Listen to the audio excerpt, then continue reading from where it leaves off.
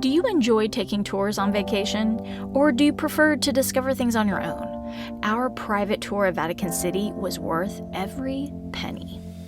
You're listening to Travel FOMO, a podcast for people self-diagnosed with wanderlust. I'm Jamin Houghton, and this is my wife, Hillary. Hey. And we are Travel FOMO. Yeah. If you are a fan of podcasts, then you know how helpful it would be for you to rate, review, and subscribe to the Travel FOMO podcast from wherever you're listening. There's all kinds of algorithms out in the podcast world that if you would take those simple steps, that would really help us out a lot, help other people discover us, and join the Travel FOMO family. Yeah, and it's so easy. And today we are wrapping up our Across the Pond season, and you'll hear about the smallest country in the world, Vatican City. That's right. It is smack dab in the middle of Rome. Yeah. So if you are in Rome, it's a must-see. It would be hard to miss, honestly. Right. So, if you're there, you've got to go check it out. Yeah, and whenever we went, so this was May of 2019, and we kind of arrived. We're really lucky to have a really great day there, really great weather on our trip. And what some people don't realize about Vatican City is that it is indeed a country, and it functions that way. Yes. And it is a country that is completely enclosed by a wall. Yeah. And so here in America, people have heard conversations of, building a border and having a wall down on our south border. Well, this is actually a country that really does that. Vatican City is completely enclosed by a wall. And I just find that interesting, and I never really correlated the two at all. So it's pretty obvious when you see Vatican City, you know exactly where it is. It's the big wall. Yes. Yeah. And, we kind of show up and arrive to St. Peter's Basilica, which is, a huge outdoor space, which, we got to take some pictures there, which is kind of a great way to start the day. We had given ourselves plenty of time because we did not want to miss our tour. And we eventually made our way around Vatican City. There are several different entrances for people who don't know. And so we made our way to the entrance where we were supposed to meet the tour guide, and found our meeting spot. There's a lot of other people there. We're standing on these steps, and we get in this line for our TripAdvisor tour. We'd scheduled it all on TripAdvisor. It was pretty pricey, but it really looked like a good tour, and it was guaranteed to be a really good deal. And so we get in line, and we're showing them our tickets, and they walk through each person, and they look at all the tickets, but they get to us, and they go, oh yeah, you have like the private tour. And I was like, oh. I kind of felt like everybody was kind of, how those private tours are not always so private. So I just thought it meant a small group, And so they end up sending us, having us step aside for a few minutes. And then eventually they say, it's going to be a little bit, why don't you guys go wait in the cafe around the corner, and we'll come get you when it's time. And I thought that was really different. I did not expect that. Yeah, I was the same way.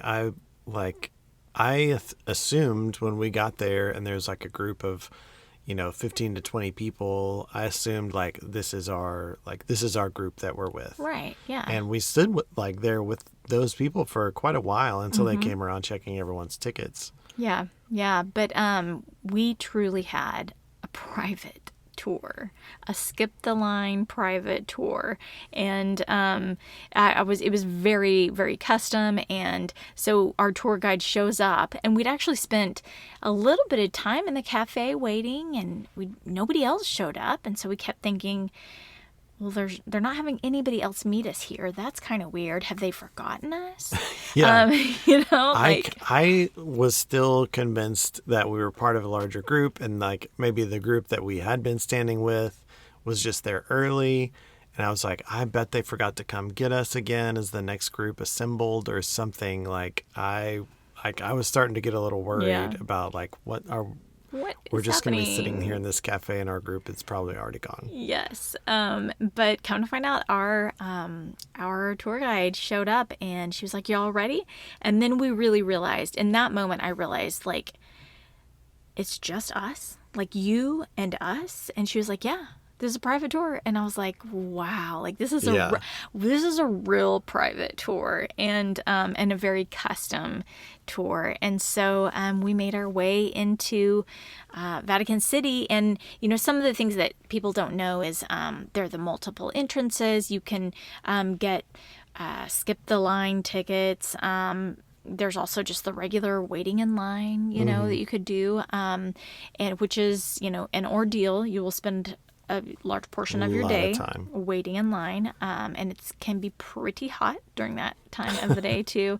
And then some of the things that other people don't know is there's an attire that you need to wear. So they want everyone to be very modest, and it applies to men and women. You are not allowed to show your knees or your shoulders, and so that's kind of a big deal.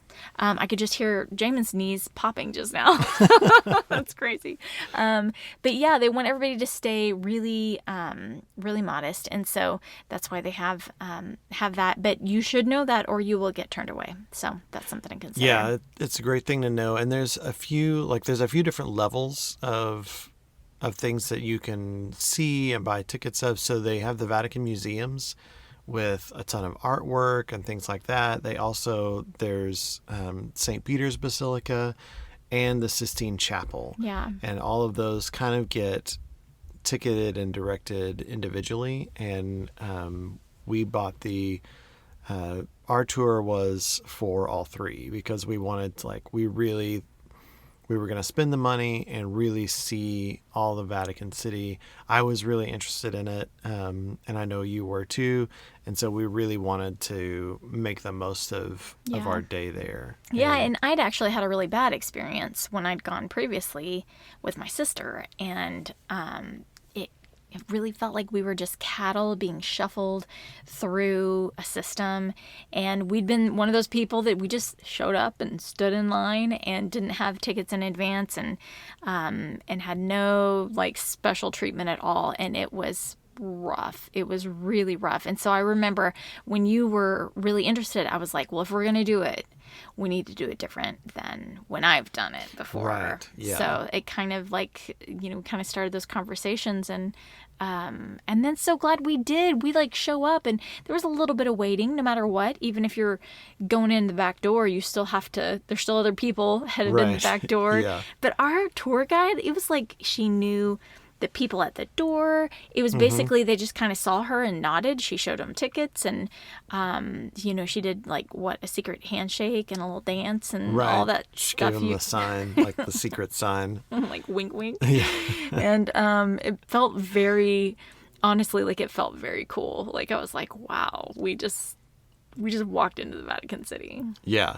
Yeah, it was really cool. And I remember she took us in, and we got there's kind of an observation deck that looked out over the city, sort of a high point, which was really cool. And she kind of pointed out some things and a few buildings. And then, she was like, all right, we're going to see the Sistine Chapel, and we're going to see the museums, and we're going to see St. Peter's. And I remember her asking us, what are you most interested in? Paintings, sculptures, both, history, a little bit of mix, and because she was going to customize the tour to us, which I thought was really cool and a great way to go about it. Yeah, we were so unprepared for that though. Right, that was crazy. I had no idea that was coming, and I was like, custom questions. Famous stuff. I don't know. Yeah, I was just going to stand in the back. Exactly. I was going to stand in the back of the tour. That's funny. But no, it was great, and I remember one of the first things that she took us to was the Sistine Chapel. Yeah. And if you don't know, the Sistine Chapel, you're not allowed to talk once you're inside.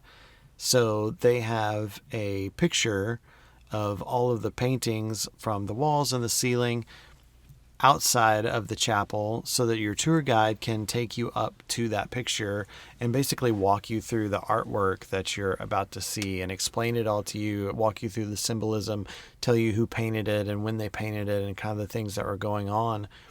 And they can kind of give you that rundown Yeah. before you actually go in. Yeah, and I don't know that all tour guides do that, but ours did. Either Yes. way, it's sitting out there. You can so if you're on your own, you should stop and look at all the details and kind of read up on the Sistine Chapel before you walk in the doors, and it'll be more meaningful. Yeah, absolutely. It made a big difference because, well, one, she told us a lot about Michelangelo that I didn't know. Yeah. He was commissioned to do the Sistine Chapel by a pope. He was in Rome to do a sculpture because that's what he did. Like he was a sculptor, and he was in Rome for that purpose. And the Pope asked him to paint the ceiling of the Sistine Chapel, and he had never not that he had never painted, but he wasn't a painter. Yeah. So he there's some consternation on his part of this isn't what I do. I don't paint, I sculpt. Yeah. Thanks for playing. Yeah, you got the wrong guy. And the Pope was very insistent, and because he's the Pope, he got his way. And so Michelangelo actually spent 4 years painting the ceiling of the Sistine Chapel. And it's now one of the most incredible works of art that there is. Yeah, and it's so much more than just the ceiling. Right? Yes, we talk about the ceiling a lot, but it's all the walls. There's all kinds of stuff there. Yeah, the walls, the paintings on the frescoes on the walls, and the creation of Adam and the ceiling, and there's just so much that you don't know, and even if you see it and you recognize it's a beautiful painting, when someone walks you through the details of it and what's really going on, it's just incredible. If you look at the creation of Adam, right, that's a big piece of the Sistine Chapel that everybody's probably seen, where Adam is laying on earth and he has his hand outstretched to God, and God is reaching down from heaven and their fingertips touch. Yeah, right? Very famous. Yeah, and so everybody kind of knows that, but if you don't have someone explaining everything to you, you see stuff if you look at God, the angels are formed around God in such a way that it makes the shape of a brain. And so not only is God transferring soul, but he's transferring knowledge and intelligence to Adam, and that symbolism is in that painting. But if you don't have someone explaining it to you, you don't know. Yeah. And it's really obvious. Once you're told that, you're like, oh, of course, I totally see the brain. Yeah. But until you know that. And isn't it in that part of the ceiling where he also, Michelangelo, painted a face that resembles himself? Yes, yeah. That's really cool too. Yeah. And he did that in a few places. On the Last Judgment, he painted the Pope into the Last Judgment, which is on one of the walls, and just so much symbolism, and you get to hear all about it. And then when you walk in, it's incredible because you walk into this room full of people, and it's the Sistine Chapel. So much has happened there. It's basically the Pope's chapel, where big things that involve the Pope, those ceremonies take place there. When a new Pope is chosen, conclave happens there in the Sistine Chapel, and they vote on the Pope, and they will send the smoke up through the chimney that everybody watches. And so all of those significant events happened in this room, and you walk in and it's full of people and it's completely quiet. And so you walk in, and I remember our tour guide was like, take your time. We'll stay in there kind of as long as you want. I'll be kind of toward the back, close to the back door, which is the door that we'll go out of. So just when you're ready, come that way. And I mean, we spent a good, 15 minutes, maybe longer in there. Yeah. And it really does pull you in, and you just see everyone in awe of this art, and it's so meaningful, and there's so much to it that you recognize. For me, I didn't grow up appreciating art, and it was kind of something that, there's art and there are things that are pretty, but what is it really? But when you see something moving like that, and you recognize, you get to see something from a master like Michelangelo, and this piece of art that people have looked at and been inspired by and been taught by and formed by for centuries, Right. then you start to understand, like, oh, that's the impact of it. Like, that's what's happening. That's what art is, and that's why it's important. Right. And that's why it needs to be preserved, and why it needs to be seen and talked about and understood. And it really is incredible to be in that room. Yeah, and you used a word several times earlier about, you use the term fresco, but I think you're assuming that our audience might know what that is. Would you elaborate on what that means? So it's a painting on a wall or a ceiling where the paint is painted into the plaster so that it soaks in and basically becomes part of the wall. So as opposed to like painting on a canvas. Got it. Yeah. So I just think that that's, it's interesting because it is a whole nother type of painting even that he was trying to learn to do, in addition to maybe just the sheer act of lifting your arms and painting a ceiling. I mean, that's crazy. If you've ever painted your bedroom ceiling, you just know how frustrating and exhausting that can be. Yeah. And some people are under the misinterpretation that he laid on his back to paint it. I know that I had been told that a few times, but that's not how it happened. Like, he stood and painted above his head, but he stood on scaffolding that he actually designed. He designed special scaffolding in order to work on it, and spent 4 years painting that way, which is just crazy. Incredible. Yeah. Well, and a lot of people don't know, too, that his handiwork is all over Vatican City, not just the Sistine Chapel, but you also can see where his crafty work, artsmanship is on the doorknobs of the papal bed and all kinds of different things. I just think that's kind of fascinating, too, that he did a lot of stuff, and he had a long career serving popes. Yeah, I think he did. I think he was commissioned to do art from like 9 different popes. That's crazy. Yeah, which is incredible to say, like, how long he was an incredible artist. Right. You know, that he would have that kind of longevity to be around for 9 popes to commission him to do work. And it's just amazing to see what he did and what he contributed to the church and to culture and art, as we kind of know it now. Right. Yeah. Very interesting. And we kind of made our way through the Sistine Chapel, which was, like you said, it was really interesting. Oh, and I forgot to say, one of my favorite things about the Sistine Chapel was the Last Judgment, which is a painting that is on one of the back walls.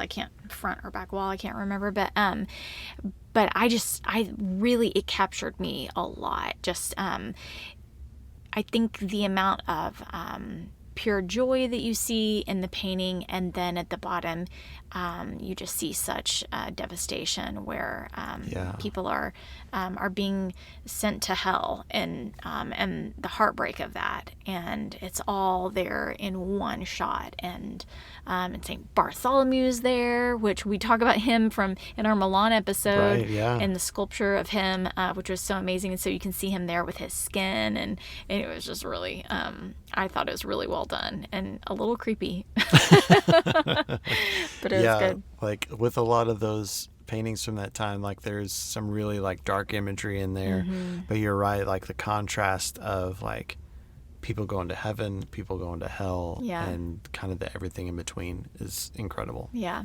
And then we made our way to the Vatican Museums, which is really where there's just a ton more stuff, including one of the things I thought was really interesting was seeing a sculpture that is called the Belvedere Torso. And and so it's this sculpture without arms, without legs, but it's like the torso of a man's torso. And so that, what's interesting about it, I think it's interesting to look at, but also what's interesting about that is how it inspired artists like Michelangelo, and how that they sculpted the human body.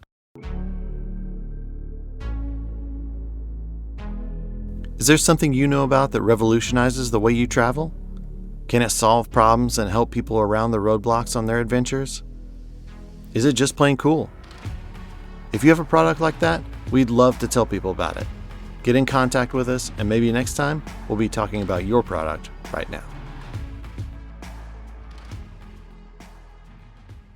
And then there was another room, kind of like a giant hallway, the really long room with tons of maps hanging from the wall.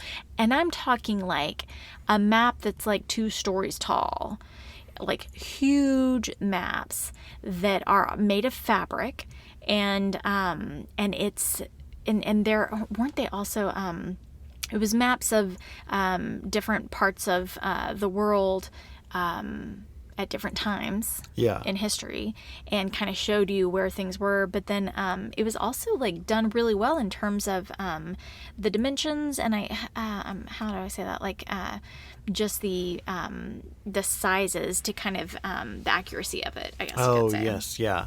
Yeah, it was incredibly accurate, especially for the time that they were done, to be that close to the actual form of the land and ocean, and like the topography and all that. Like, yeah, that was really impressive, really cool. I think that was the room where our tour guide kept saying, like, stick with me. And then we would like dart around the room with her, and because there's just so many people, even though you have a private tour, it's not your private Vatican City, you know. So like you still have to deal with the crowds, and she would just push her way through people, and then sometimes she'd turn around and say, "You're too nice." You're too nice. Tell them to get out of the way and just move.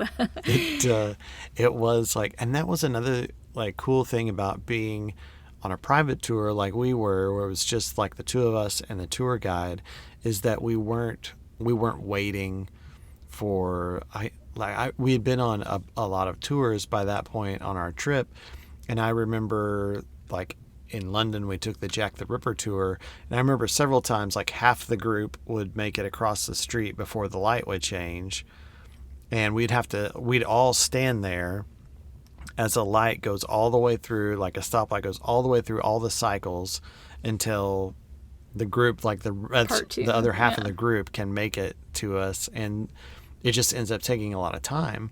Well, when the three of us are like moving, and she's like, okay, come this way, and like you said, like she's darting through, and we're trying to keep up, and we just got to see so much more than we would have if it would have been us and 20 people. Yeah, and she just asked the most specific questions. Like, she really wanted to know, what do you like, and what do you want to know, and I can tell you anything, what do you want to know? And that was really overwhelming. I did not feel prepared for that, but once we kind of figured out what things we did identify as most interesting and stuff, she really ran with that, and she made the tour our own based on that, which is, I mean, just really fascinating. I wish I'd done more research. You know, I just didn't know how custom our tour would be. Right. Like I'm with you. I wish that I had known that question was coming. I would have been a little bit more prepared, but it was great regardless. And you know, we go through all through the museums and all that stuff, and then we kind of wrapped it up by going through St. Peter's Basilica, which was incredible in and of itself. Like, there's so much to see just in there. Like, below it are in the tombs of the popes that you can go down and see. There's different pieces of artwork in every like nook and cranny. So ornate. Every last thing is so ornate, and you can see up on the ceiling even, and the dome and everything, that like everything is so ornate, even up there. Right. Like even up there. And you know, since coming back from that trip, I've done a puzzle. I think you helped me with it too. A puzzle of St. Peter's Basilica, and it was fun to just see how very ornate it really was, and just be reminded of like every last detail did not go unnoticed. Yeah, and it's massive. It's so big in there, and you see. I think there were actually a couple of different church services going on while we were in there, just in little wings of it. Oh, you're right. Yeah. And people praying here and there, and actual services going on, things like that. Just incredible to see. And one of the things that I was really struck by was the whole idea of it being St. Peter's Basilica. And there's a large bronze statue of St. Peter, and the imagery of it is him as the first pope, and he's sitting on what is basically like a throne, and he's wearing the papal hat and garb and holding a scepter, and people will walk by and touch the foot of St. Peter for luck, and there's actually a big long line of people waiting to come touch it. Some people touch it, some people kiss it, and it's been done so much that the foot is basically gone. Like the right foot of the statue is basically worn off, of this bronze statue, worn down to nothing from so many people having come through and touched it. And just the massiveness and ornateness and elegance of that. And in my mind there's such a contrast between that and St. Peter's prison that we went to. Yeah. And that's there in Rome as well. Like Far walking, less glorious. right. And, This sort of hole in the ground where he was held until he was then executed and buried, where St. Peter's Basilica is now. And it's just this incredible juxtaposition of the same man and the things that are still around attached to him. Right. And just the idea that he didn't see this. Like, he didn't see all the glorious things that have been done in his honor. He was in a prison. Yeah. And that was the life that he had to live. And yet, it is amazing that, he gets the glory now, but it is ironic that he never got to see that.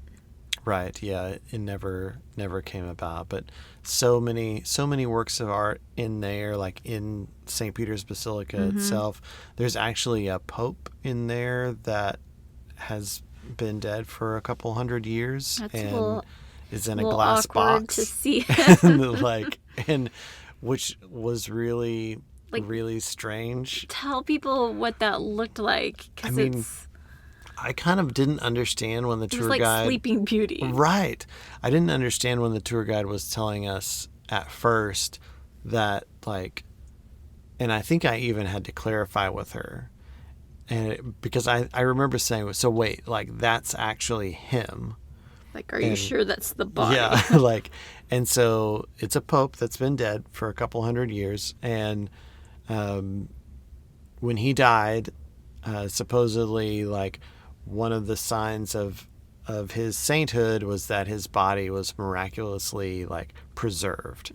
And so they have him in a glass box, like dressed in his robes, and a glass box with lights on, and he's now covered in wax, but it's his body in there. And so it still looks like, because it's waxed and it's really well done, like, I mean, it's still a person in there, and was really super creepy. Yeah. It's like, I mean, I guess rotting skins and bones underneath wax. Underneath the wax, yeah. Which is really crazy. Yeah, that was pretty weird to look at. And then, like, everybody's taking pictures, too, and you're like, that feels weird, too. Right. It's really odd.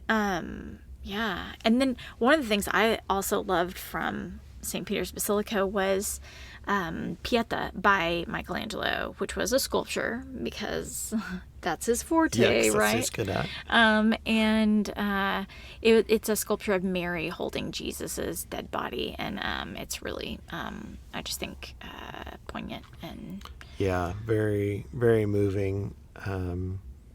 incredible to see in person. Yeah. Just incredible. Yeah, really well done. And those were some of the high points, I would say, of Vatican City.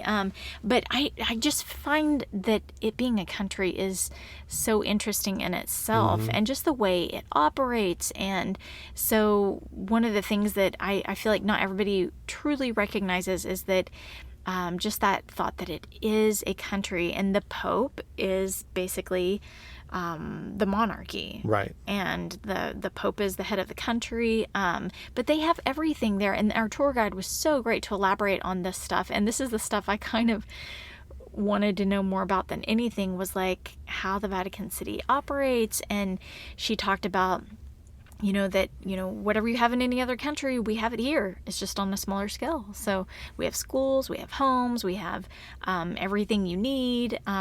We have military, the Swiss Guard, which is really it's really fun to see the Swiss Guard too. Yes, because a lot of them are stationed around in their traditional garb, holding long axes and there to, but they're not just decorations either. They are there to keep the peace and to make sure that things stay safe, to guard the Pope. Yeah. And do those things. Yeah, cool to see them hanging around. Right. It really is cool. And taking, it's always one of those things that's a photo op. Everybody wants to take pictures with them or of them. But remember, they're basically policemen on duty, so they've got a job to do, and it's not to be a celebrity. Right. And then just the idea that the country has its own flag and anthem and stamps, passports, license plates, all those things. I just find that to be so fascinating, and just makes it just stand out a lot. Yeah, it's so cool to see and to get to experience, especially the way that we did. I would say, man, if you're gonna spend a little extra to do something really cool, do the private tour, the private skip the line tour of Vatican City. You get so much out of it that we could have gone for 3 days ourselves, stood in the line and got tickets and walked around ourselves and not got a tenth of what we were able to get out of that one day being there. It was so cool. Yeah. Let's be honest with people, though. It was expensive. It was expensive. It was expensive. It was several $100s? Yeah. For each of us. Yeah, it was a couple $100 a piece. Yeah. When we went, and then and we tip didn't know on top of that. Yeah, and a tip on top of that, and we honestly didn't know if it was going to be worth it. Yeah, it was one of those things that I remember us being like, man, it's just a lot of money, and do we really want to spend our money this way? Is this really what we want to do? But to see it, and I would definitely do it again. Yeah. Well, and just the idea that you should do a private tour for a place that matters to you. So be willing to spend money on a tour if it's the right tour for you, if it's the right place. And that could be a lot of different things, it could be a lot of different places, or you might just have one place that really sticks out to you. But do it where it counts. You don't need to go on a private tour to every, Duomo you go to. But just make sure, if you really are interested in a place, do it upright. It'll be worth it. Yeah. Save a little more at home.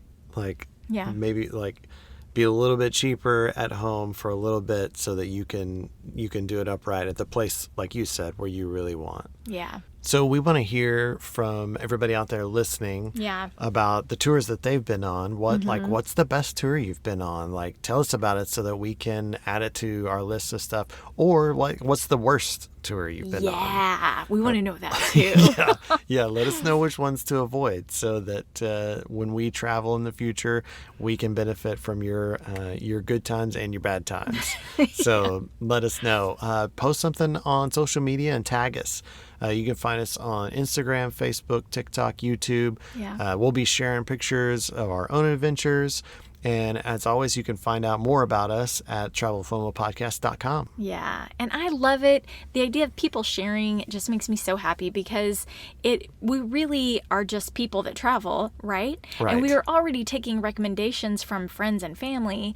So it's just a bigger audience of people that we get to hear from, and they get to guide us, and we get to learn from them. And I just love that. And on that note, I want to thank one other person for helping take us across the pond this season, and that would be Jamin's mom. Thanks, Mom. Carol Houghton. Carol was so kind to stay at our house the whole time. She house sat for us, and then she also cared for our little fur baby, Magnolia.